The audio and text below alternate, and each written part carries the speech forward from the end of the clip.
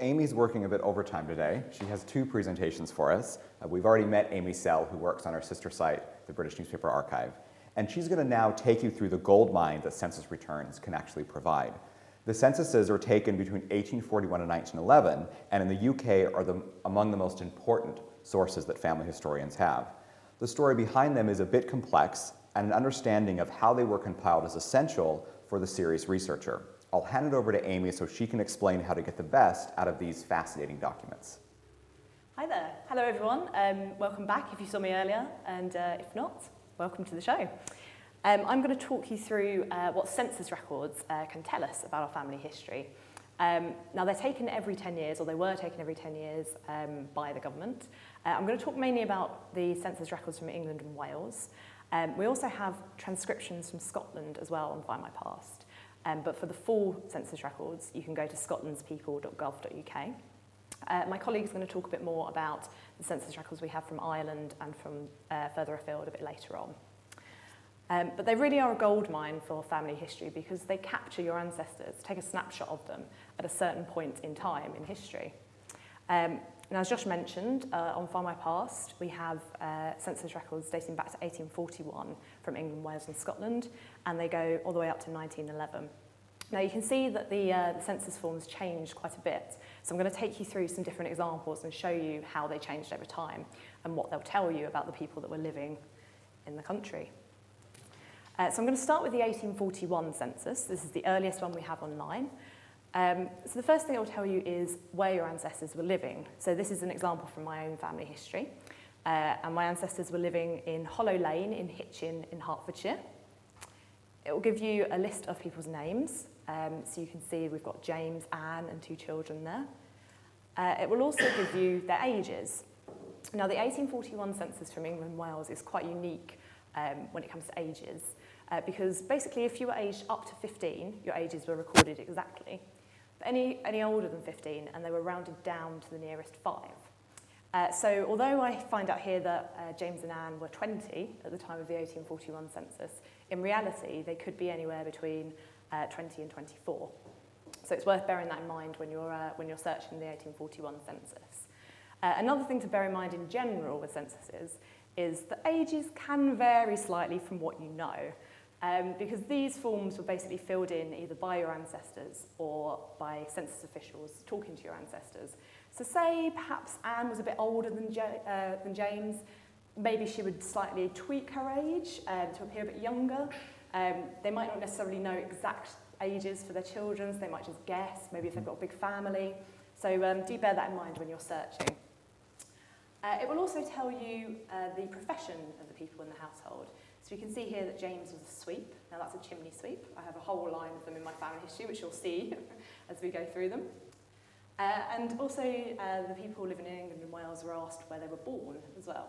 Now these were yes-no answers. So in the first column, they're asked whether they were born in the county that they're currently living in. So here, fortunately, I've got a yes answer. So I know definitively that the Howards were all born in Hertfordshire, where they're currently living in 1841. However, if they'd written no, I would just know that it wasn't in Hertfordshire. I wouldn't know any further information about where they perhaps were born. Similarly, on the far column, if they weren't born in England and Wales, they were asked whether they were born in Scotland, Ireland, or foreign parts. And again, it's just a yes or a no. Moving on a couple of census years to the 1861 census, because this is where some extra information started to come in. Now we have similar information about where they were living. So in this example, my family were in Biggleswade in Bedfordshire, and they were living in Calfair Lanes. And again, you get the list of people. So this is Richard Howard and family. This time around, you get a list of their relationships to the head of the household. So you can see whether they're boarding with them, whether they're cousins, whether they're sons. So this is really handy in this particular example, because Richard Howard is listed as the head of household. He has a wife and 2 sons. But you'll notice that the sons' surnames are different. So this is really handy for my family history research, because this implies that perhaps the sons were the wife's sons, as opposed to both Richard and Mary. And this is true. I've done a bit more research, and this is actually his second wife. So these are children from a former marriage. You'll also find out exact ages this time around, so not rounded down to the nearest 5. So we can see that Richard was 21 and his wife was 25. So here it seems like they've been honest, but this is the sort of situation that perhaps someone could have slightly altered their age to make it appear a bit more flattering.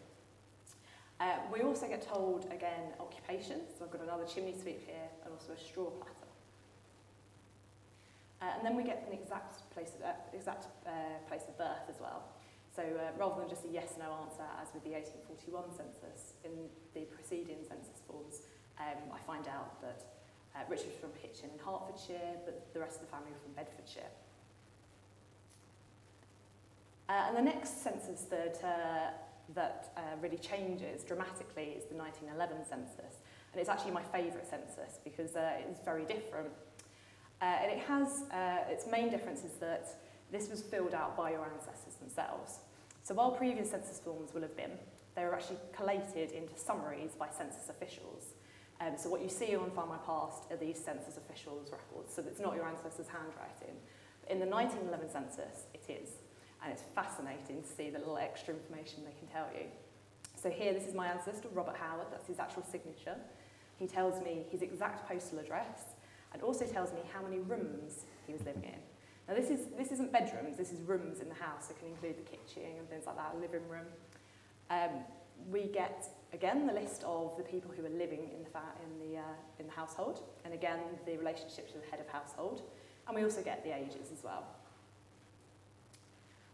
We get the exact birthplace again, and there's also a column for nationality this time around as well. So if you were born outside of England and Wales, you could write down your nationality.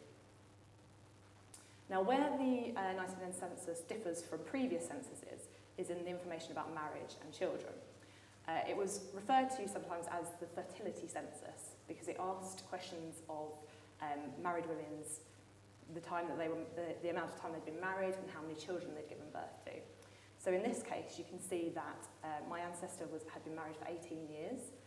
She'd given birth to 6 children in that time. But the next column sadly says that only 3 of the children were still living and that 3 had died by the time of the 1911 census. We also find out lots more information about occupations in this census. So as well as the occupation name, if it wasn't clear which industry that was working for, you were also asked to define that. So in this case, we can see that chimney sweep was clearly acceptable as an occupation. They were also asked whether they were a worker, an employer, or whether they worked on their own account. So I can see my ancestor here worked on his own account as a chimney sweep and had a worker with him as well. So his son evidently worked for him. And then finally, on the right-hand side, there's a column for whether they worked at home or whether they went out to work. And this is also where another element of the 1911 census comes in. So you can see the mistakes your ancestors made. So here you can see mine recorded that they worked as a chimney sweep at home, but the census official has crossed this through in red pen. So you can see that obviously a chimney sweep wouldn't have worked at home. He would have gone out to sweep people's chimneys. So this was crossed through. And then over on the left-hand side, this is actually something I discovered this week while putting this presentation together. You can see how people spelt things at the time of the 1911 census too. So my ancestors have actually recorded themselves as chimney sweeps as opposed to chimney sweeps. And I love that. It's those little details that really help me understand what my ancestors were like, how perhaps they even spoke, and definitely how they spelt things. You may find extra bits of information in the 1911 census, so extra little additions that perhaps weren't asked for by the form. So for instance, we get quite a lot of comments in favour of suffragettes and votes for women, and this is one example. So as well as the lady's name and her age, she's written, "No vote, no census. I am dumb politically, blind to the census, deaf to enumerators, being classed with criminals, lunatics and paupers, I prefer to give no further particulars." So although you won't find any more information about what she was employed as at that time, you will find out that she strongly supported the suffragette movement. Fascinating information if you're a family historian. Another example is from the Underwood family. So this is John Underwood with his wife and his sons and daughters. Now I love this example because it shows, it gives an insight into people's characteristics. So you can see over in the infirmity column that John's actually listed all the bad faults of his family members. So he's told you that he has a bad temper, his wife has a long tongue, his children are quarrelsome, stubborn, greedy, vain and noisy. That's poor little 3-year-old daughter is noisy. So that's lovely, lovely insights into the people who lived here in the past. And you also may find pets on the census. Now this is one of my personal favourites. I love finding pets. You'll often find them at the bottom of the census forms because people thought, I'm not sure if they want that information, but I'll put it in anyway, just in case. So here we've got a Peter Tabby. He was a servant, 6 months old. He was Persian by nationality. And you can see that he was listed as being a mouser. And the census official has scribbled that out in red pen and written, this is a cat. Now, that's not that unusual. I have seen quite a few different examples of dogs. There's even one that has a few dogs, a few cats and a cockatoo. So you can really get a sense of what the household was like. But I'm just going to show you how you search these records on Findmypast as well. So from the home page, if you click on the Search Records tab and then choose the Census Land and Surveys section, you'll be taken through to this search screen. And this will search all of the census records from England, Wales, and also the Scottish transcripts as well. So I'm going to have a look for my great-grandfather, who I remember. So I've just started off with a little bit of information to start with. So I've just popped in his name, John Jones. And you can see it's not a very unusual name, it's quite common, so it's found over 300,000 results. But that's fine, I know lots more about my great-grandfather, so I can add that information in by using the Edit Your Search button. So I've gone back, and this time I've added in his year of birth, so I know this. I know that he was born and he lived in London, and I also know his parents' names, so I know that his mother's name was Mariah, so I've added that in. It may look like Maria, but in my family, people call Marias Mariahs. And you can see from 300,000 results, it's that little bit of extra information has narrowed it down to just one result. And this does look like the right result, because his date of birth is similar, and he is living in Lambeth, which is where I know my Jones family were from. So I can use these buttons on the right-hand side to view either the image of the census or the transcription. But I'm going to have a look at the image, because I love them so much. And if I zoom in, so I can see my Jones family here. They were living in 3 rooms of 29 Pearman Street in Lambeth. So in 3 rooms, not just bedrooms, whole rooms that they were living in. And you can see there's obviously George and his wife Maria, and then we've got 5 children. So it must have been quite cramped. Now I'm lucky in that I have a photo of this family as well that my nan, who's still around, has in her collection. And this was taken a few years later.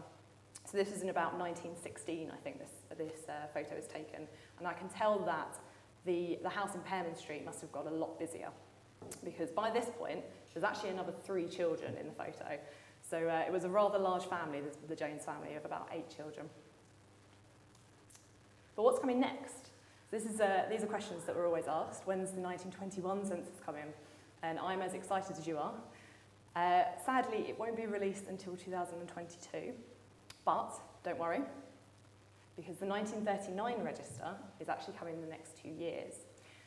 It's not officially a census, so it's not covered by the 100-year rule that covers the 1921 census.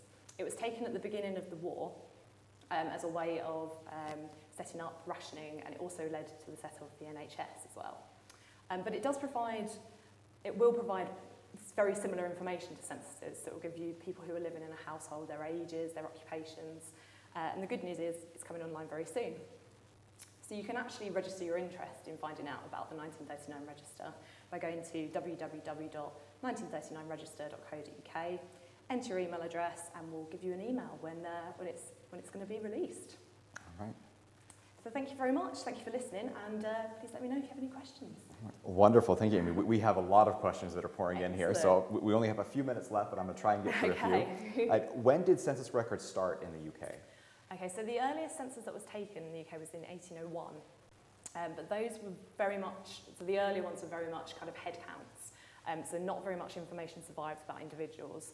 You may find fragments here and there, and we do have some census fragments at Findmypast. But really the whole, for broad coverage of England, Wales and Scotland, you're looking at 1841 is the earliest. Okay, great. And we have a couple of questions actually about this. What do the lines that cross something out on the census signify? What do they mean? They confuse a lot of us. Yeah, absolutely. So they are generally added by census enumerators or census officials. So they may mean that this information wasn't required, may cross them out. Or you might find, you might see codes listed. And they're basically the census officials tallying people up. So occupations are put into different categories. So if they were looking for domestic servants, that will have a particular code. Chimney sweeps will have a particular code. So that's the sort of thing you'll see in there. So really markers to mark stats and things, because these are, we should remember, these are government records. That's it, They're using to count numbers. And government records are just, fortunately, very handy for family history. Absolutely. So along that same line, on one of this customer census forms, they have numbers down where it says single and married, et cetera. Any idea what that could mean? Numbers down, so under single, married. Yeah. Okay, so again, the census enumerator would have classified each so that he could report how many single people there were, how many married people there were. So that's what it will refer to. Okay, so it's, again, those enumerators marks as they're counting and adding things up. Makes a lot of sense when you look at it from that standpoint. So what are some of the real reasons that people give different birth years on census records? And what about different birth locations? So this customer has an ancestor born in Canada that lists Ohio as a birthplace.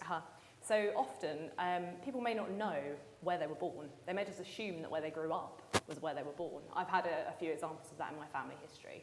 And I mean, the good thing about the family tree on Findmypast is that you can record each situation you find and just see which one mounts up as the most realistic. The other thing I always find useful is to try and go back to the source as much as possible. So the closer you are to the point of birth, the more believable perhaps that information can become. So if you can find a birth record, much more believable than a census record that was taken a few years later. Yeah, and I know, especially in the case of the Ontario of Ohio, I've actually seen that before, and it's because the enumerator just wrote an O with a little mark after it, and so sometimes when it's transcribed, they believe it's either Ohio or Ontario. So you have to remember that these records aren't necessarily created with us in mind, 300 years or 100 years later. It's a very good point, very good point. All right, so that's all the time we have for questions. Thank you so much for telling us about the census. We'll take a brief break and we'll be back.